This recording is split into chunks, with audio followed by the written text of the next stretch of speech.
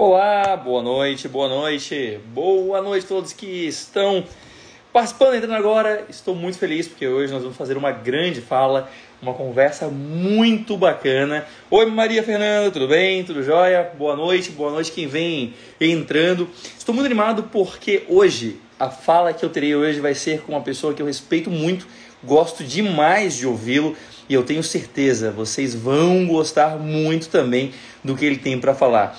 Porque ele não fala, ele dá aula, né? É realmente uma pessoa inspirada por Deus, é alguém que tem um dom, o dom do conhecimento, e eu admiro demais. Olá, Carla, tudo bem? E é o pastor Dionei, que acabou de entrar, e vou chamar ele aqui, convidar ele para participar aqui da nossa conversa, para a gente já começar esse papo. Para mim é tão interessante, até porque eu estive no Egito há pouco tempo, como alguns devem ter acompanhado. Boa noite, pastor, tudo bem? Tudo jóia? Boa noite, tudo bem? Tá me ouvindo bem? O som tá bom?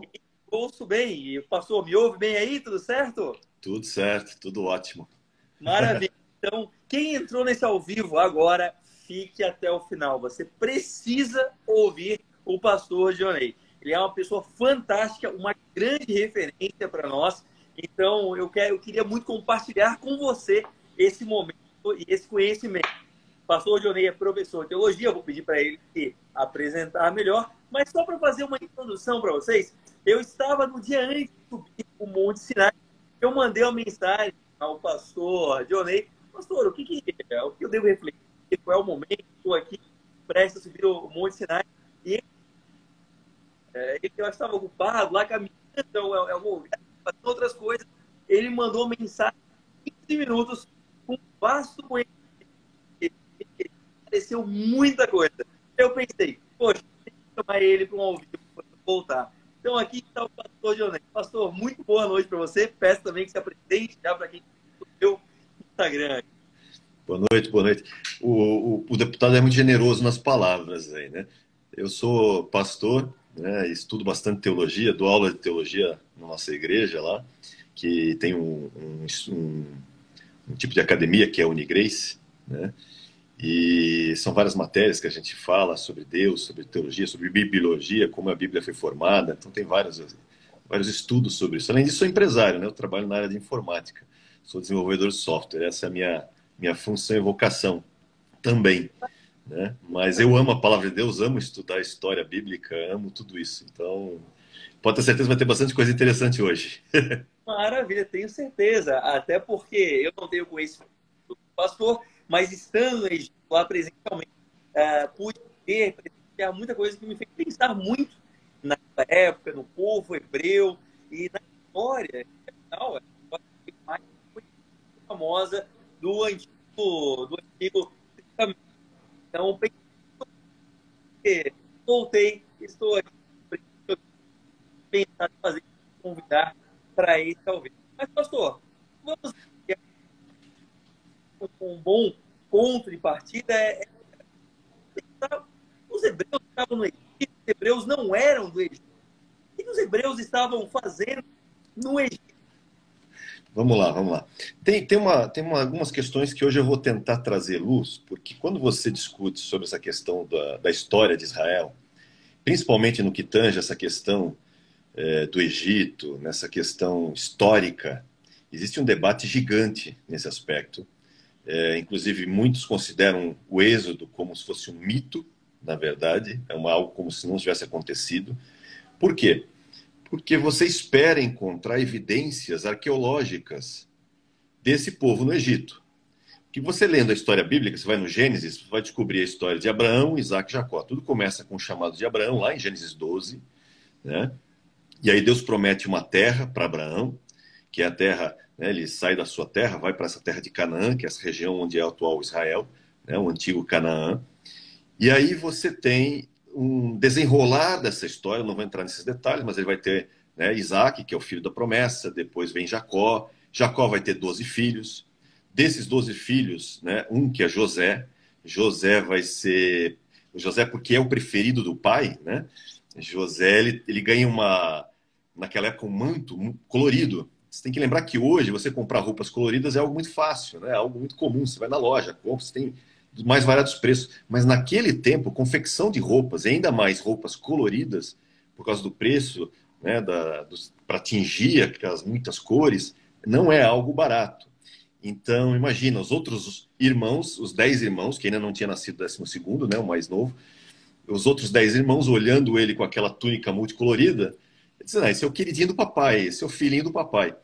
E aí eles acabam fazendo um complô, né, onde José é vendido para o Egito, e aí ele vai ser escravo no Egito por um tempo, para depois vocês leiam a história em Gênesis, a partir do capítulo 40 em diante, você vai gostar muito, a ponto que chega um momento que Faraó, lá no Egito, tem um sonho, né, ele tem um sonho de 7 vacas gordas, que de repente vem 7 vacas magras e comem as gordas. Depois ele sonha com 7 espigas bem bonitas, e depois 7 espigas bem fraquinhas, e as espigas fraquinhas devoram as gordas, e ele fica encucado com aquilo, e ninguém consegue responder para ele, afinal, qual é o significado desse sonho? Até que o copeiro lembra de um interpretador de sonhos, que é José, que está na prisão nessa época. E aí, como o faraó estava desesperado buscando uma resposta, ninguém respondia, eles chamam José. José chega diante do faraó e diz assim, olha, vão ser 7 anos de vacas gordas, como nós agora até virou, né, virou uma forma de expressão popular. Então vão ser 7 anos bons seguidos de 7 anos ruins. Então ele diz, olha, é melhor você eleger um administrador para nesses 7 próximos anos bons você ter um estoque de alimentos para quando vier o tempo de escassez, o tempo de fome, né, você tenha uma reserva. E Faraó fica impressionado com ele e elege ele como governador do Egito, né? E aí José passa a fazer isso, e depois os irmãos que estão passando fome porque não estão no Egito, né, 2 anos depois do tempo de fome, eles descem ao Egito. José faz uma série de testes com eles, até que ele se revela que ele é José, e ele fala, meu pai ainda está vivo? Ah, seu pai ainda está vivo, né? E ele descobre que o pai está vivo, e o pai, junto com todos os irmãos e toda a família, descem para o Egito e começam a morar no Egito. Então, a Bíblia diz que são 70 pessoas, fora, né, o próprio José e sua família que já estava no Egito, e eles passam a morar no Egito, na região norte ali do Egito, perto do delta do Nilo, que é a região de Gozen, né? E aí você tem o quê? Você tem um período que eles ficam séculos ali, né? Eles ficam alguns anos, né? Um bom número de par de séculos ali, e se desenvolvem, crescem muito. Mas o texto faz questão de citar que quando chega mais ou menos 400 anos depois da promessa que foi feita a Abraão, lá em Gênesis 15, o pessoal pode ler Gênesis 15, Deus faz uma promessa a Abraão, e lá na promessa para Abraão, Deus fala assim, olha, a tua descendência, Abraão, vai herdar essa terra, mas o problema é que eles vão ser oprimidos pelos egípcios, eles vão andar em terra peregrina, em terra alheia, e vão ser reduzidos à escravidão. Mas quando forem reduzidos à escravidão, não se preocupa, eu vou trazer eles de lá, né? E vou trazer eles para essa terra, e eles vão herdar essa terra, que é justamente essa questão do êxodo, que é quando eles estão reduzidos à escravidão, né? Já se passou pelo menos mais de 200 anos que José foi governador, então eles cresceram muito como nação, e aí eles vai ter toda essa questão das pragas, né? As famosas 10 pragas do Egito, que vários filmes já colocaram, né? Tem aquele filme Os 10 Mandamentos, famosíssimo, de quase 5 horas aí de telão, que vale a pena assistir também. Mas o que acontece? Agora vamos para algumas coisas interessantes. Por que isso é considerado hoje por muitos como um mito? Primeiro, porque eles consideram que o faraó, que está na história, segundo a cronologia, né, que a maioria dos arqueólogos coloca, é o faraó Ramsés II, que é da 19ª dinastia. E você não tem evidências arqueológicas, primeiro, de semitas vivendo nessa região, né, do povo de Israel vivendo nessa região, só mais de egípcios, muito menos sendo escravos nessa região. Então, aí eles dizem, não, isso aqui provavelmente é uma história de mitologia. Imagina, quem vai colocar... Quando você pega, por exemplo, você que conhece bem história, você lembra da história de Roma. Aí você tem Rômulo e Remo, né? E você tem toda aquela história mítica de Rômulo e Remo e tal, que são... e outras nações, todos eles geralmente vêm com deuses e tal, e são pessoas prósperas, ricas, que crescem, que dominam. Por que você criaria né, entre aspas, um mito do seu povo a partir de escravos. Ah, olha, meu povo foi escravo. Sabe, não condiz com uma história quando os povos começam a criar as suas histórias de antepassados. Os mitos fundadores querem, claro, engrandecer o povo e não. Exatamente. Você vai engrandecer os fundadores e não diminuí-los a esse ponto. Então vai na contramão do que normalmente se esperaria, o que já é por si só um elemento que mostra que há mais nisso do que simplesmente o que muitos consideram, entre aspas, mito, né? E existem desenvolvimentos arqueológicos recentes que botam em xeque toda essa questão. Primeiro, você esteve lá, né? Você esteve lá no Egito. Lá no Egito, na região norte, lá perto do Delta do Nilo, tem uma região que é a região de Gozen, antiga Gozen, e tem uma cidade que foi escavada lá, que é Avares. Avares é uma cidade da 13ª dinastia. Lembra? Ramsés é da 19ª. Avares é da 13ª. Então isso volta para alguns 5 ou 6 séculos antes da cronologia oficial. E aí o que você encontra, que é muito curioso nessas escavações? Primeiro, se descobriu que o povo que morava nessa região de Gozen, né, em sua maioria eram de características sírio-palestinas e não egípcias. Inclusive até os túmulos todos tinham características sírio-palestinas, não egípcias. Eram criadores de gado, né, de ovelhas, de bodes, e eles destoavam dos egípcios. Inclusive foi encontrado objetos nos túmulos, facas e tudo mais, que não são facas egípcias. São facas daquela região de Canaã. Mas isso séculos e séculos antes dessa cronologia oficial.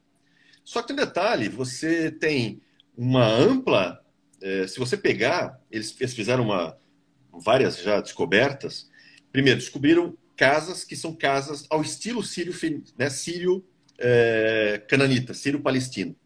Depois, eles descobriram o seguinte, que tinha no começo, Avares começou com umas 70, 100 casas. Ou seja, devia ter umas 70, 100 pessoas. Parece a Bíblia, né? E em poucos séculos, ela cresceu, se tornando uma das maiores cidades da época. Em poucos séculos. E a Bíblia fala disso, né? Que eles chegam no Egito com são 70 pessoas, mas eles crescem muito. E como eles crescem muito, a ponto dos egípcios ficarem com medo. Então, não só eles cresceram, você vê nas evidências arqueológicas, que eles cresceram e enriqueceram também. E aí tem uma coisa muito curiosa. Tem uma casa em especial que você vê nessa escavação, que é uma casa de características sírias, não características egípcias, nessa mesma região de Avares. E depois ela foi aumentada como se fosse um palácio. Só que é interessante, a pessoa que mora nesse palácio, segundo a escavação, não é um egípcio, mas era uma pessoa de muita importância, de muita autoridade. Tanto que eles descobrem o seguinte, que essa casa, esse palácio que foi criado, em especial, no centro dessa região, ele tem 12 colunas. Olha o número 12. Por que 12? Porque Jacó teve 12 filhos, lembra? José irmão, tem 11 irmãos, são 12 filhos. E outra coisa, nesse local onde foi escavado, encontraram 12 túmulos. 12 túmulos. E um dos túmulos, em especial, é diferente dos outros, porque ele tem uma característica piramidal, foi colocado como se fosse uma pirâmide, né? Que é uma característica de grande honra, porque normalmente só reis e rainhas que eram enterrados com túmulos piramidais, mas esse em particular, dos 12, é piramidal, e encontraram dentro dele uma estátua. Primeiro que é uma estátua 2 vezes do tamanho de um homem normal, o que demonstra que era uma pessoa de muita importância, né? Então devia ter muita importância para o Estado egípcio daquele tempo, que é na 13ª dinastia. Outra coisa curiosa, o cabelo dele não é um cabelo egípcio, é um cabelo sírio-palestino. A pele dele que é colocada nessa estátua é uma pele amarelada, que não é característica dos egípcios. É como eles denotavam e como eles mostravam os sírios, a pessoa que vivia naquela terra de Canaã. Ele ainda levava nos ombros, né, uma espécie de como é que eu posso dizer, um bastão de arremesso, que é um símbolo de autoridade, né? E no ombro ele tem um símbolo como se fossem listras coloridas, evocando como se fosse um manto colorido. O que lembra, novamente, o que Gênesis fala que José tinha uma túnica de vestes multicoloridas. E a parte Fantástico. mais interessante. Pode falar. Não, não, só fantástico, né? Não, é incrível, porque, imagina, 12 túmulos, 12 pilastras, né? Jacó teve 12 filhos. Dos 12, um túmulo especial, de grande honra. E outra, não tem osso, não encontraram os ossos dentro dessa tumba. O que é muito estranho, porque, por exemplo, se você tem. Alguém foi lá e. Né, arrombadores de túmulo, né? Foram lá e ladrões de túmulo foram lá e roubaram. Ninguém leva ossos. Eles levam joias, levam tudo, mas ossos ninguém leva, né? Mas nessa tumba especial, essa tumba especial, não tem os ossos lá. Não há restos mortais. O que é esquisito. Só que, esquisito para eles, mas na Bíblia deixa claro, porque a Bíblia diz que no Êxodo, José deixou uma informação, disse assim, ó, quando vocês saírem dessa terra. Por quê? Porque lembrou da promessa que Deus tinha feito a Abraão. Levem os meus ossos com vocês. Ou seja, dá a entender que eles cumpriram a promessa. Eles pegaram os ossos de José e levaram embora. Sabiam onde os ossos estavam. Outra coisa curiosa, nesse mesmo local, em Avares, você tem uma hidrovia que foi construída, que sai do Nilo, né, e ele vai até uma espécie de reservatório, um lago, nessa mesma região, né, e o nome do lugar é Bar Yosef, que fala de José, é o nome de José. E isso, olha, dá desde a 13ª dinastia. Então, você tem evidências arqueológicas. Qual é o único problema? O único problema é que dentro da cronologia egípcia atual, eles não conseguem acomodar isso porque eles acham que é muito tarde, muito antigo. Porque o êxodo tinha que ter acontecido mais cedo. O problema é que a própria cronologia egípcia é cheia de furos, cheia de buracos. Por exemplo, se realmente Ramsés foi o faraó, né, que o povo de Moisés saiu no êxodo, por que numa estela que tem numa das construções, logo depois da morte de Ramsés, você tem uma estela onde tem declarado ali as conquistas do Egito, né? E no final dessa estela, desse monumento, você tem um dos povos conquistados, é a nação de Israel. Mas como é que você pode ter nação de Israel exatamente logo depois que Ramsés foi? Porque Israel ainda ficou 40 anos no deserto. Eles ainda tinham que conquistar Canaã para daí se tornarem uma nação. E você não tem, nessa época, relatada ali nessa estela, nesse monumento lá de Ramsés, nada arqueológico que diga que o faraó Ramsés tenha ido, ou o próximo tenha ido a Canaã nessa guerra relacionada. Então, não pelo menos na saída do Êxodo, mas muito posterior. O que mostra, mais uma vez, que a cronologia egípcia provavelmente está errada. E recentemente, tem muita coisa, né? Você tem que lembrar que a gente está olhando, gente, o passado, e tem um grande arqueólogo que fala o seguinte, o que nós temos do Egito no passado, e que é um dos mais remanescentes de informações que nós temos e pesquisados, mas nada mais são do que trapos e restos. Imagino. Mas então, para entender, então a cronologia do Egito está errado, o que significa que provavelmente não foi Ramsés II, o faraó que perseguiu os egípcios.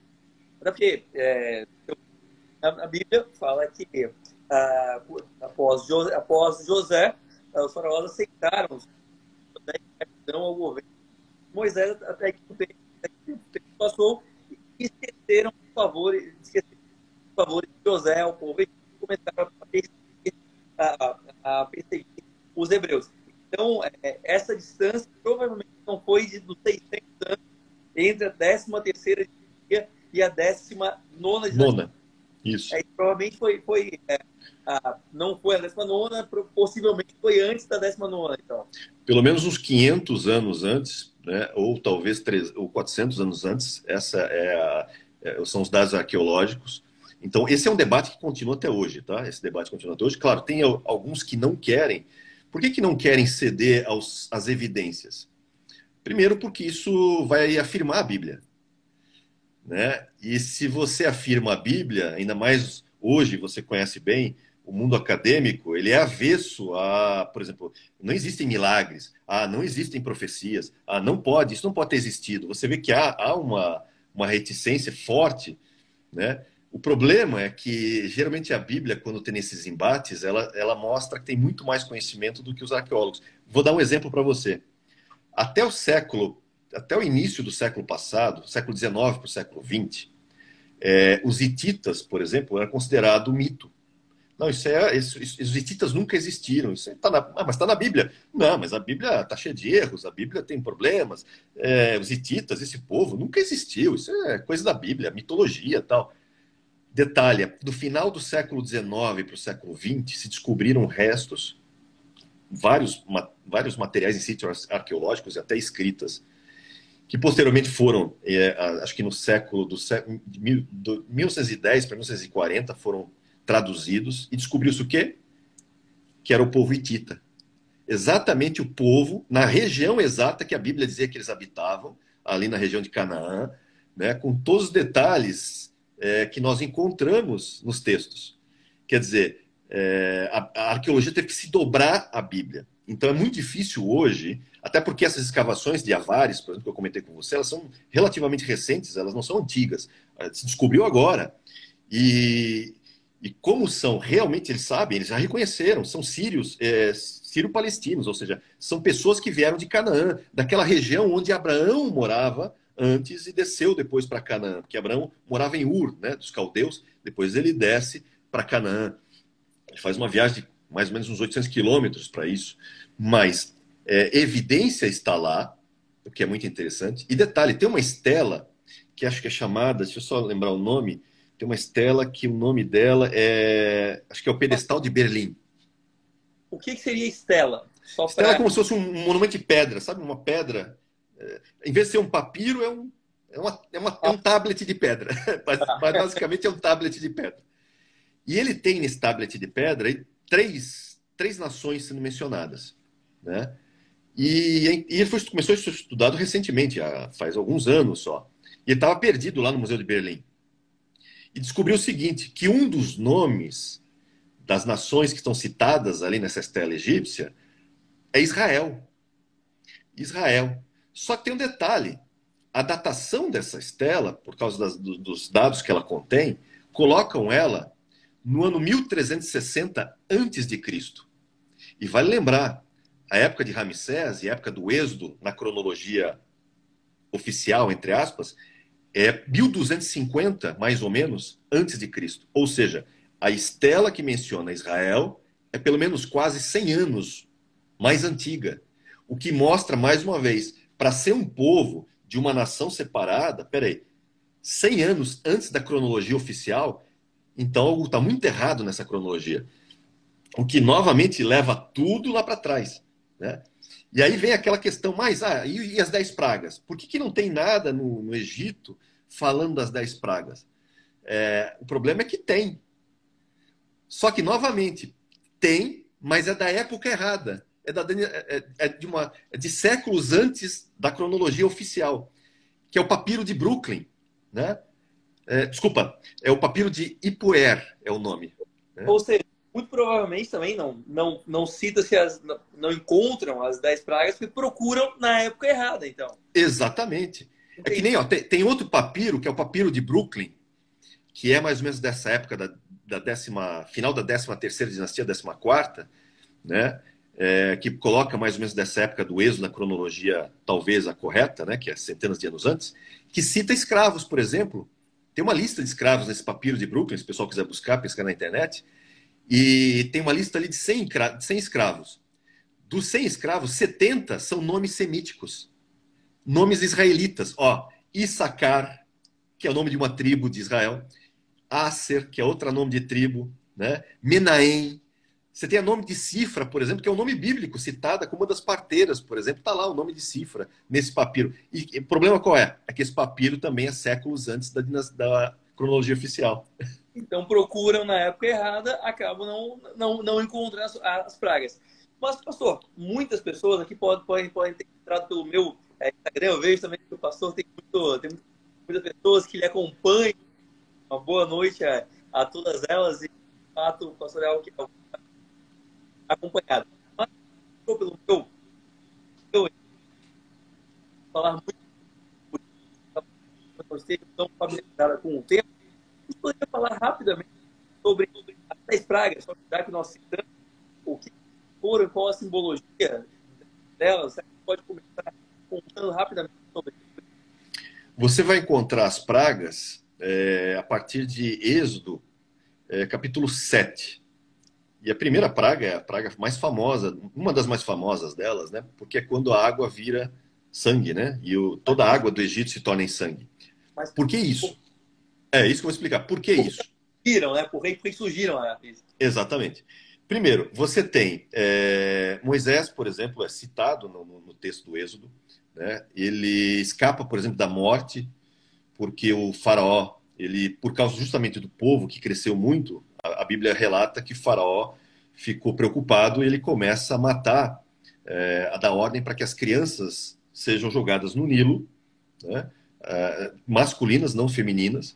O que é interessante também é que essas escavações mostram uma grande mortandade de crianças nessa época também, nesse mesmo lugar, e crianças do sexo masculino, porque há uma predominância feminina, né? Cerca de 60% contra 40%, e muitas crianças morrendo nos primeiros 3 meses, há uma mortandade muito grande, o que denota mais uma vez isso na arqueologia. Então, mas Moisés escapa, porque Moisés, né, ele é colocado num cesto, e esse cesto vai pelo Nilo, e a filha do faraó vê o cesto e escuta uma criança chorando, tira a criança, e ela mesma dá o nome, né? Moisés é o nome que a filha do faraó deu para ele, né? Que é tirado das águas. Tirado das águas. Vale lembrar que o Nilo para os egípcios é um deus, né? O Egito, ele era politeísta, tinham vários deuses aí, né? Então o Nilo, por sinal, era um dos seus deuses, né? Está relacionado a isso. Então Moisés vai crescer nesse ambiente do Egito. A Bíblia vai citar que ele depois ele já conhece a sua ascendência, sabe que ele é um hebreu, na verdade, não um egípcio. E aí ele depois tenta libertar o povo por suas próprias mãos, não consegue, acaba matando um egípcio, tem que fugir. E ele fica 40 anos depois em Midian, né? Já está com 80 anos, onde tem a famosa cena da sarça ardente, né? Onde Deus chama Moisés e diz: olha, Moisés, agora eu estou ouvindo o meu povo lá, o meu povo está sofrendo, né? Eu tenho ouvido a aflição deles e o clamor deles. Agora eu quero que você vá lá e diga para o faraó para que ele liberte o meu povo, para que esse povo possa, né, me adorar. E aí é onde começa o embate. Então, imagina, Moisés volta para o Egito e ele entra, né, diante de faraó e fala: olha, Deus pede para você libertar o povo, né, o filho primogênito dele. Do contrário, os teus primogênitos vão morrer. Ele já vai falando, já dá um spoiler, acho que não me engano no capítulo 4 já sobre isso, dizendo: olha, se você resistir, isso vai ficar ruim para vocês. E aí, claro, o faraó diz assim: quem é esse Deus? Eu nem conheço esse Deus aí que você está citando. Deus para mim são os deuses egípcios. Eu sou um Deus. O próprio faraó se considerava um Deus, né? E aí ele nega. E quando ele começa a negar, ele ainda por cima coloca os hebreus que eram escravos para fabricar ainda mais tijolos ainda, porque eles fabricavam muito tijolo com palha, então ele dificulta mais o trabalho deles. E isso leva Moisés a confrontá-lo quando ele está perto das águas do Nilo, e Deus dá uma instrução a Moisés: faz o seguinte, derrama a água do Nilo, e aí a água vira sangue, e a água do todo o Nilo e todo o Egito se torna em sangue, é a primeira praga. Por quê? Por que o Nilo? E por que essas outras pragas que vêm na sequência? Porque lembra, o Nilo é um deus para eles. Então, é como se fosse um embate do Deus de Moisés, né, o Deus de Israel, contra o Deus do Egito. E nesse embate, o Deus do Egito, o Deus do Nilo, perdeu. E como ele perdeu, né, você tem agora uma série de embates. Por quê? Porque daí eles vão começar a tentar resistir, né? O faraó vai começar a endurecer mais o seu coração, e ele vai começar a dizer: não vou liberar. vou deixar eles aqui, e aí vai vir a praga das rãs, depois a praga das moscas, e vão vindo desculpa, dos piolhos, e uma série de outras pragas, né, moscas e tudo mais, que vão começar a vir, e cada uma delas vai atacar uma das divindades do Egito da época. Ou seja, como se todos os deuses do Egito tivessem sido confrontados pelo Deus de Israel, né, de forma metódica, cada um deles, até chegar no próprio faraó, porque a última praga, que é a morte dos primogênitos, vai atingir diretamente o faraó, na sua família, né, por causa do seu primogênito. Então Deus vai paulatinamente fazendo, digamos assim, mostrando que os deuses do Egito não têm poder algum, que só há um único Deus, que é o Deus de Israel. E à medida que essas pragas vão aumentando, você vai tendo mais escassez, você vai tendo morte no Egito, você vai tendo fome, porque você vai ter animais se perdendo, colheita se perdendo, né? A escassez fica grande, a fome se torna maior. Só que detalhe, a partir da quarta praga, Deus faz diferença entre o povo do Egito e o povo dele, que está em Gozen. Lembra? O povo dele habitava uma região específica, que é Gozen. Que é uma região, quando você pega na arqueologia, você vê que eles, antes, no passado, eles eram muito prósperos, ricos. Mas no final, pelos ossos, você percebe o seguinte, eles parece que estão sendo moídos. Claro que estão, eles eram escravos. Eles começam a perder poder, perder força. E a arqueologia comprova isso, não só a mortandade das crianças, como essa época de trabalho forçado, porque isso fica nos ossos e fica na própria estrutura arqueológica que eles desencavam. Mas lembra, tudo numa dinastia anterior. E aí tem uma coisa interessante sobre as 10 pragas, né? Porque vem aquela discussão que eu comentei, né? Então por que não está escrito isso em lugar nenhum sobre as pragas no Egito na história egípcia? Mas está. Existe um papiro chamado papiro Brooklyn, que o pessoal pode pesquisar depois. Desculpa, papiro de Ipuer. O de Brooklyn eu já falei que é a lista de escravos, né? Ipuer. Olha o que o papiro vai descrever. Ele vai descrever um tempo em que Deus castiga o Egito. E por Deus castigar o Egito, ele escreve algumas coisas do tipo assim, o rio agora é sangue. Ué, parece muito bíblico para mim, né? Rio em sangue. Ele fala, quem beber da água do Nilo vai perder sua humanidade. A sede está direto, porque o rio é sangue. Isso não está na Bíblia, não é um texto tirado da Bíblia, é um papiro egípcio de Ipuer, que ele dá conselhos, né, para o rei de um sábio egípcio. E ele escreve o seguinte, olha, tem escassez de alimento em tudo que é lugar, a cevada é escassa, não tem pão. Os nobres estão passando fome. E a gente vê, o que é isso? Toda a descrição das 10 pragas que você pega em Êxodo 7 em diante, aí ele fala assim, tem tempestades, porque a Bíblia fala que uma das pragas é a tempestade de granizo, né? Mas não um granizo comum, é um granizo que ainda com fogo, né? Gelo e fogo. Ele fala, e depois ele fala, há uma abundância de mortos. E os irmãos, não há uma casa em que não haja um irmão sendo enterrado. Por quê? Porque isso fala das 10 pragas, onde você teve, né, a morte. A Bíblia diz que não ficou uma casa entre os egípcios que não tivesse um morto. Porque morreram não só os primogênitos dos egípcios, como morreram também dos animais até. E tudo isso em um papiro que não é bíblico. Então, tudo num documento. E um papiro egípcio, só que de uma dinastia anterior. E ele fala uma coisa curiosa. Por que eles tiram crédito?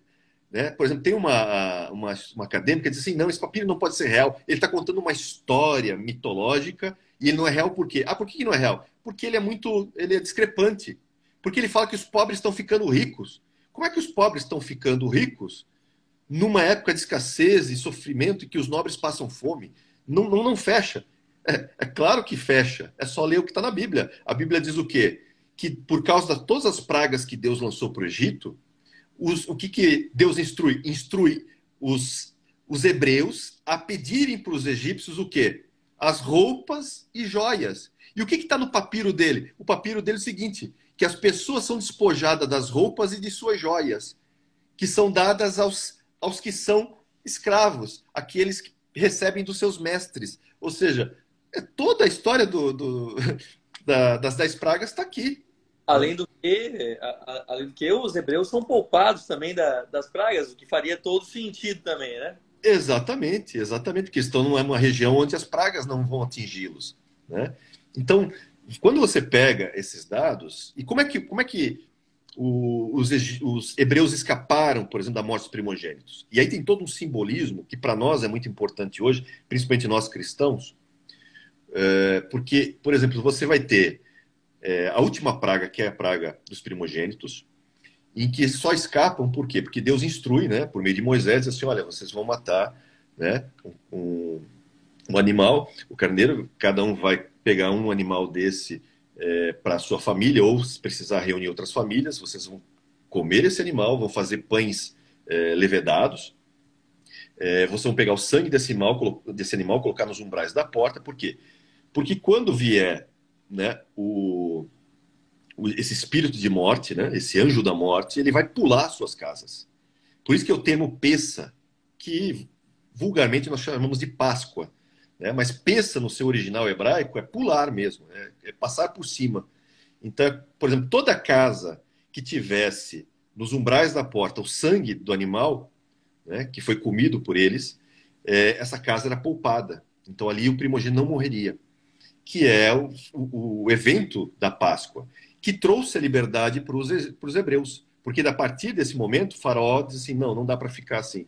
Realmente vocês podem ir, vão todo mundo, e aí é onde eles vão, né? Depois de alguns dias, o faraó se arrepende e vai atrás com seu exército, mas o povo hebreu já está diante do mar, o Mar Vermelho, né? O Mar de Juncos. E é onde tem a famosa cena da abertura do mar, né?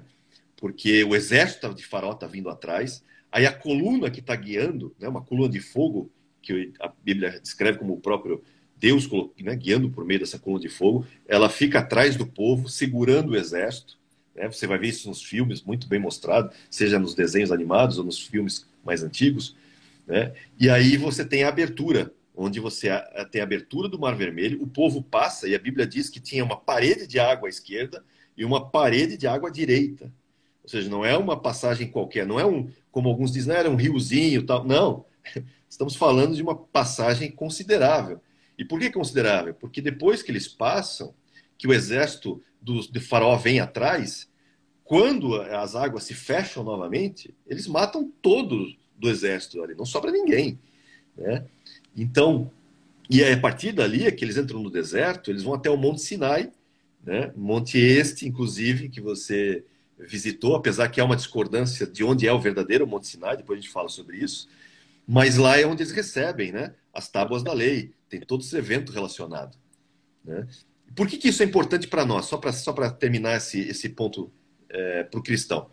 Quando você lê Paulo, lá em 1 Coríntios 10, Paulo vai dizer o seguinte, tudo o que aconteceu com o povo lá no Egito, no deserto, é exemplo para nós hoje, a igreja, os cristãos. Por quê? Porque diz assim, ó, veja só, eles saem do Egito por causa do sangue do cordeiro, né, que foi morto. Por exemplo, nós, cristãos, saímos do nosso Egito, entre aspas, que é o mundo, né? A Bíblia chama do mundo, esse mundo sistema guiado pelo maligno, como o mundo Egito, mas nós saímos pelo nosso cordeiro pascal, que é Cristo, pelo sangue do nosso cordeiro pascal. Aí Paulo continua, eles foram batizados lá no mar, quando eles passam no mar, por quê? Porque tem água à esquerda, água à direita e a nuvem que cobria eles ainda. Então eles foram batizados nas águas. O que acontece conosco? Depois que você aceita Cristo como teu único e suficiente Salvador, depois que nós reconhecemos Ele como nosso Cordeiro Pascal e morreu para nos salvar, para nos tirar dessa opressão, né? Nós vamos naturalmente para o batismo, onde nos batizamos nas águas, a exemplo do povo. E depois o que acontece? Eles participam todos do mesmo pão do céu, porque eles recebem o maná, né? Então recebem o maná do céu, e todos, ele diz assim, e todos bebem água da mesma fonte, que é a rocha. E ele faz questão de dizer, e a rocha é um símbolo de Cristo, a rocha é Cristo. Então o povo no deserto come do pão do céu, que é o maná, e todos bebem, né, da mesma água que vem da rocha. Um exemplo de nós, porque nós que saímos do mundo, né, o cristão, por meio do Cordeiro Pascal, que foi batizado, vai participar da ceia, a ceia de Cristo, que é o pão que Cristo diz, eu sou o maná do céu, eu sou o pão que desceu do céu. Então, nós comemos do corpo de Cristo, diz assim, e todos vão tomar do meu sangue. Agora não é mais água, é água transformada em sangue, inclusive o primeiro milagre de Jesus. Ou seja, como se fosse algo melhor, um upgrade, né?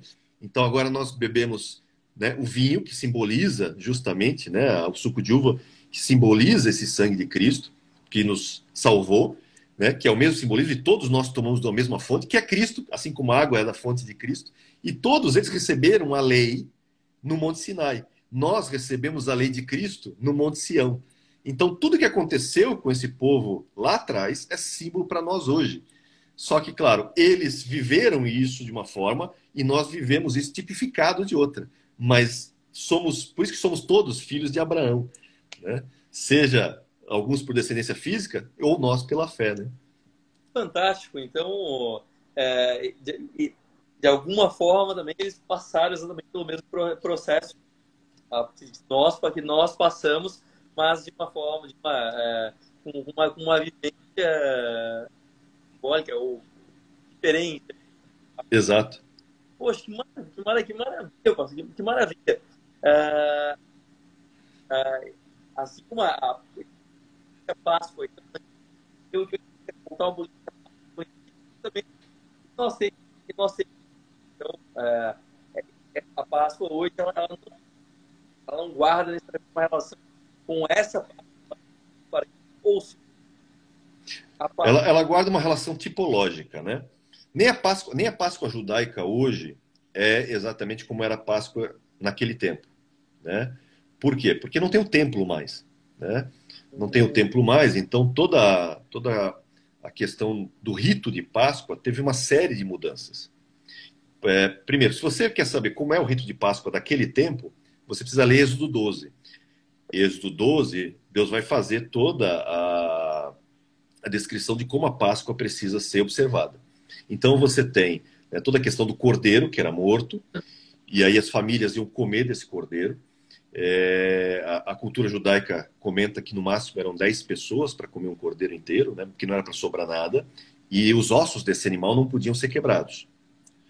E a gente vai ver isso por quê? Porque é uma alusão do cordeiro verdadeiro, que é Cristo. Por isso que a Bíblia faz questão de citar que nenhum osso de Cristo foi quebrado.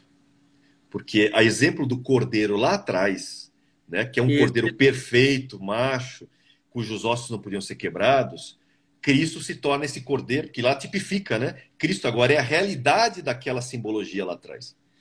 Então, por isso que ele vai cumprir essa realidade de forma plena. Então, tudo aquilo lá é como se fosse uma sombra do que Cristo vem e cumpre no futuro. Então, essa questão do cordeiro que traz liberdade, que era comido pelo povo, né? Por isso que Jesus, nós nos alimentamos de Cristo, simbolicamente falando também, né? Por quê? Porque essa questão de se alimentar Porque quando você come algo, na cultura antiga, você acreditava que quando você comia algo, você adquiria, de certa forma, características daquilo que você está comendo. O que não é de todo errado, porque você é aquilo que você come, né? A gente costuma dizer isso hoje em dia ainda, né? Você é aquilo que você come, ou seja, se você comer bobagem, né, o teu corpo vai estar terrivelmente, digamos, atingido, afligido. Exatamente. Né? Que eu diga a nossa geração atual de obesos e afins, né? Então, a ideia é, quando você come do cordeiro, tipifica esse comer de Cristo, comer de quem ele é, da sua palavra, para quê? Para se tornar mais parecido com ele. O objetivo é esse, né? A simbologia é essa, né? Se tornar parecido com Cristo, que é o objetivo de todo cristão. Todo cristão foi chamado para isso, para ser uma imagem do Filho, né, de Cristo. Então, esse conceito da Páscoa é muito interessante. Aí mudou por quê? Hoje, se você pegar o rito de Páscoa judaico, você, na verdade, vai ter um prato, né, que tem vários elementos. Você vai ter ali um ovo cozido, por exemplo. Você vai ter um pescoço de galinha ou algo parecido que eles vão colocar, algumas ervas amargas, tal. Ou seja, do que realmente era o rito de Páscoa, que você lê lá em Êxodo 12 e afins, sobrou as ervas amargas, né, e uma coisa ou outra. Porque, por exemplo, não tem cordeiro. Cadê o cordeiro? É porque não tem templo. Como não tem templo, não tem sentido. Né? Então eles substituíram, e ao longo de quase 2000 anos, a cultura judaica fez essa transferência. Então, se você pesquisar o rito judaico hoje, ele evoca elementos da Páscoa de Êxodo 12, mas não é igual. Por isso que Jesus institui uma nova Páscoa, de certa forma, né? Uma nova ceia, em que está relacionado aos discípulos, em que ele vai fazer o partir do pão, né? E ele fala, comei de mim. Depois ele dá a questão do vinho, né? E fala, bebei de mim. Por quê? Porque o rito agora tem muito mais sentido do que o rito de Êxodo 12, porque agora se tornou essa realidade, sermos o quê? Internizarmos Cristo. Não só como memorial, porque também a Páscoa, a comunhão é um memorial para você lembrar de tudo que Cristo fez por nós, mas também para você ser lembrado de que você tem que ser cada vez mais parecido com Ele e aguardá-lo até a sua vinda, porque Ele prometeu voltar, né? E tudo que eu vi que Deus prometeu vai acontecer. Então, isso também vai acontecer também. Fantástico, fantástico, pastor. E para nós ainda temos 12 minutos aqui.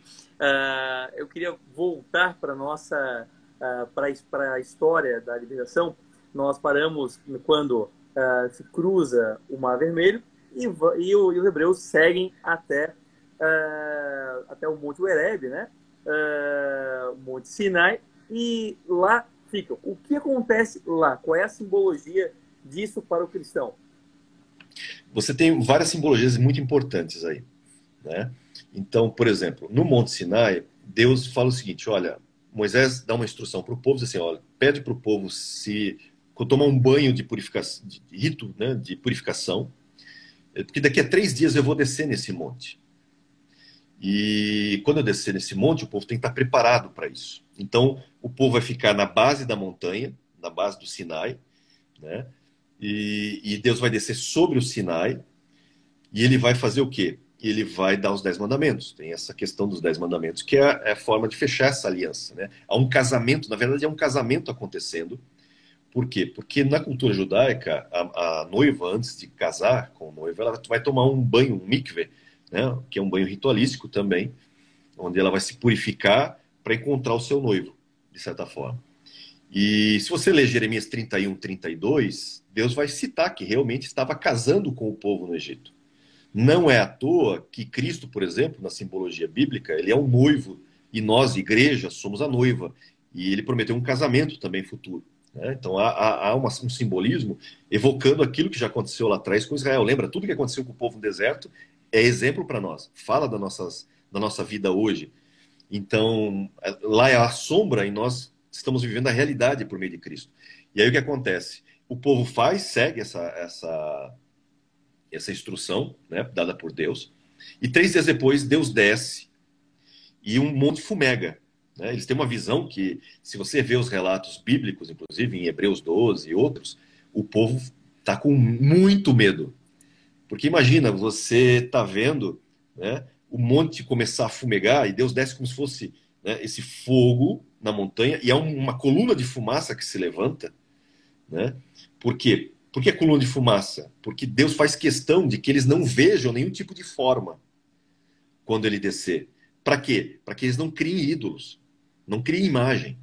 Por isso que Deus faz questão de falar de trás dessa coluna de fumaça, né, que se estende por causa da sua presença. E ele dá uma instrução, olha, todos fiquem na base da montanha, ninguém suba, nem Moisés sobe, né, enquanto eu estiver falando, porque se alguém tentar subir, vai morrer. Né? Então ninguém suba, só subam depois que a trombeta soar. Quando a trombeta soar, vocês podem subir. E aí você tem o quê? Você tem Deus descendo e ele fala os 10 mandamentos. Você vai encontrar isso lá em Êxodo, né? A partir do capítulo... Se você pegar o relato todo, do capítulo 17 em diante, você tem todo o relato que vai levar e culminar nessa questão dos 10 mandamentos, alguns capítulos depois. Então, quando ele fala, é interessante os termos hebraicos. Por exemplo, ele vai dizer o seguinte, que todo o povo, quando Deus começa a falar, viu relâmpagos e trovões, né? E viu as vozes. O que é interessante, porque, por exemplo, nós ouvimos as vozes. Mas como é que o hebraico está ali? Eles viram as vozes. E eram vozes como de muitas águas. Por isso que é traduzido como trovão. Mas são meios da nossa tradução para tentar, digamos assim, dar um entendimento do que está acontecendo. Mas, na verdade, no hebraico dá mais riqueza de detalhes. O hebraico diz, são muitas vozes, na verdade, e eles estão vendo as vozes. O que infere isso? Infere que quando Deus fala, essa voz que sai dele, primeiro, não é uma voz só, é como se fossem várias vozes. Por que isso? Porque além dos hebreus que estão lá, existem pessoas de outros povos, que são de outros idiomas, né? Que falam outros idiomas, que estão no meio deles, que a Bíblia diz que não saíram só os hebreus, saíram os hebreus e com eles vários de outros povos, até egípcios saíram junto. E cada um, eles entendem o seguinte, quando eles veem essas muitas vozes, é porque cada um está ouvindo no seu próprio idioma. E além disso, eles estão vendo a voz de Deus como se fossem línguas de fogo. Esses relâmpagos e trovões que eles estão vendo é como se fossem línguas de fogo. Isso lá no meio do deserto. Por que isso é importante? Porque é exatamente o que você vai ver, porque ali é uma festa do Pentecostes, né? A festa do Pentecostes é associada à entrega da lei no Sinai e dessa manifestação de Deus falando os mandamentos, os 10 mandamentos. E por que isso é importante? Porque no Pentecostes, depois da morte de Cristo, da ressurreição de Cristo, né, que é 50 dias depois do processo da festa das primícias, você tem Atos 2, que fala da descida do Espírito Santo no Pentecostes, que também vai ter a mesma simbologia, porque ele aparece como línguas de fogo na cabeça dos discípulos, e eles começam a falar em outros idiomas que as pessoas dos povos da região começam a ouvir, cada um no seu próprio idioma. Ou seja, você tem exatamente um paralelo do que aconteceu no Sinai, acontecendo agora dentro de Israel em Atos 2. Lembra? Por isso que sempre vivemos a realidade, aquilo era uma sombra. E é interessante que, nesse processo, porque logo depois o povo vai pecar, vai construir o bezerro de ouro, e por causa do pecado, 3.000 pessoas morrem lá no deserto. Só que você lê o relato bíblico em Atos 2, diz que por causa das manifestações do Espírito Santo, né, por meio de línguas de fogo, eles falando, profetizando em outros idiomas, 3.000 almas se convertem. O que mostra o seguinte, que a lei lá no Sinai, por causa da falta do Espírito Santo ainda, por isso que a lei não era perfeita, precisava uma lei que viria, que era perfeita por meio de Cristo. Então, a lei naquele momento para eles foi símbolo de morte. Por isso que 3.000 almas morreram. Mas agora, em Cristo, por meio de Cristo, por causa do Espírito Santo que desceu em nós, agora são 3.000 almas salvas, a vida.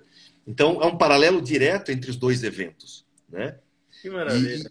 E é maravilhoso porque outra coisa interessante, o senhor subiu lá, naquele Monte Sinai, né, que fica ali na região do Egito. Tem um platô no meio, antes de chegar no cume.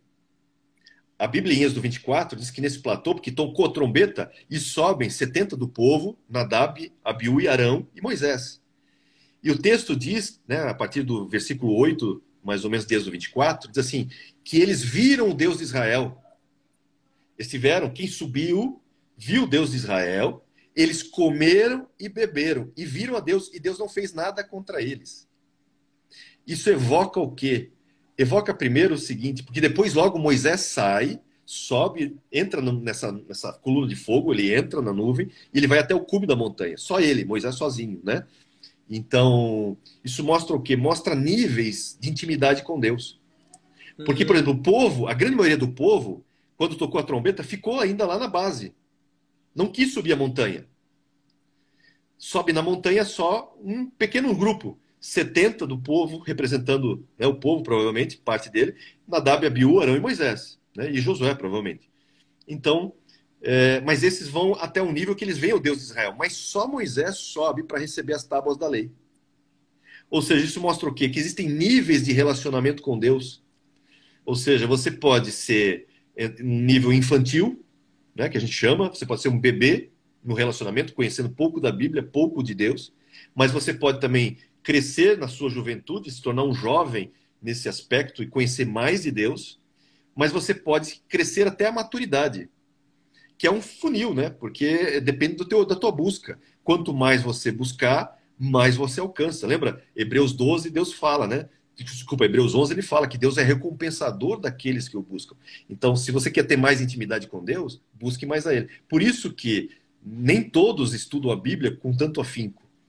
Porque nem todos querem buscar essa intimidade. Mas é o benefício. Quanto maior a intimidade, maior a presença de Deus. E tudo que acontece no deserto evoca isso, né? Exemplo para nós como vida cristã.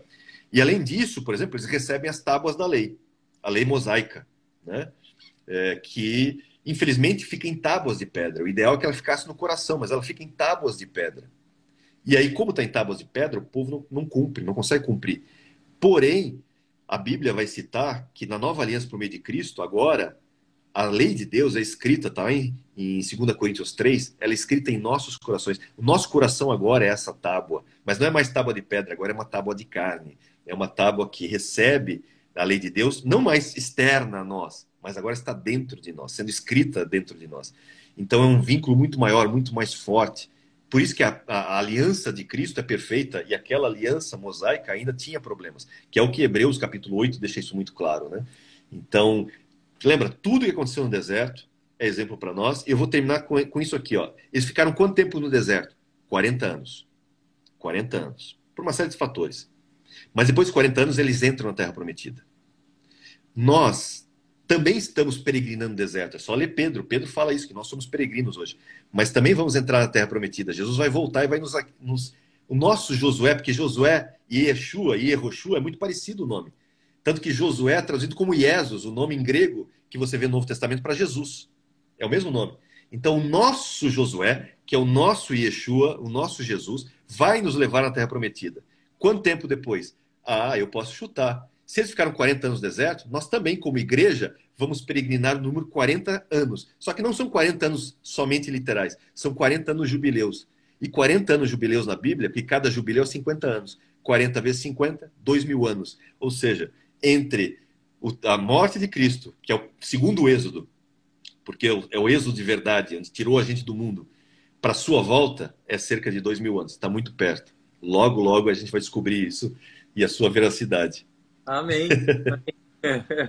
Pastor, eu lhe convido para esses ao vivo e porque digo que quero trazer o seu conhecimento para quem me acompanha, mas eu preciso lhe confessar a verdade. Eu também tenho muito interesse próprio aqui.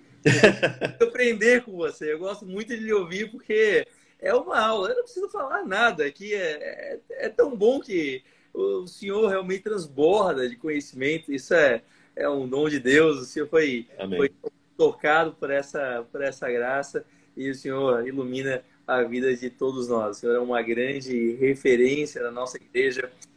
Eu costumo falar muito sobre política aqui, economia, nos meus ao vivos, mas volta e meia eu faço questão de convidar pessoas como o senhor aqui, porque eu gosto de compartilhar também um pouco daquilo que para mim é valoroso, que tem aqui no meu coração tem muito valor. E o senhor, sem dúvida, é uma grande referência para todos nós. Eu sinceramente espero que nós possamos fazer mais conversas como essa. O senhor é muito generoso, eu sempre digo, o senhor tem esse dom e não guarda para si, é muito generoso compartilhando ele, que aliás é o ideal da vida cristã, é compartilhar Verdade. e multiplicar. E o senhor faz isso com o dom que tem. Então, muito, muito obrigado mesmo por essa aula. Nós podemos ficar aqui muito tempo falando, porque o seu conhecimento realmente é vasto. Mais uma Eu vez, que agradeço. lhe agradeço demais e peço que se o senhor puder deixar uma mensagem, talvez, para nós refletirmos sobre essa libertação do povo hebreu e o seu boa noite, eu lhe agradeço muito. Vai ser um prazer. Então, deixa eu já deixar meus agradecimentos também. É sempre um prazer quando a gente conversa, né? Não é o nosso primeiro ao vivo, já tivemos outro. E sempre é enriquecedor também para mim, né? As nossas conversas, principalmente quando você subiu o Sinai e a gente pôde trocar algumas informações ali, foi especial demais, né? Estava ansioso. Lá naquela época nós combinamos essa live, lembra? Então, é uma experiência única, eu posso imaginar, né? E a beleza de tudo isso é você olhar toda essa história não como um mito, como um conto de fadas, como muitos querem colocar, erroneamente, porque a própria arqueologia, como eu citei, está mostrando que não é verdade. Muito pelo contrário, ela cada vez mais quer... as evidências pululam, só que, claro, vai contra o mainstream, né? Vai contra o que atualmente se coloca, mas não deixe se enganar por essas coisas, né? Busque na palavra, porque tudo que aconteceu no Egito é para nós hoje, né? Nós, por exemplo, eles estavam debaixo de uma opressão. E às vezes nós nos encontramos oprimidos, né? Principalmente quando não conhecemos a Cristo, há uma opressão muito forte, há às vezes uma desesperança, uma sensação de que a gente trabalha e não chega a lugar nenhum, o que vai ser de nós? Né? Parece, às vezes, que não há uma esperança. A pandemia, inclusive, foi muito visível isso, pessoas, né, extremamente desesperançadas. Mas há uma esperança, na verdade, Cristo. Cristo é a esperança. Deus é o próprio, né, Salvador. Deus é a própria vida. Tem um salmo que eu gosto de falar muito, que é o Salmo 37,4, que diz assim: põe a sua felicidade no Senhor, e Ele satisfará os desejos do teu coração.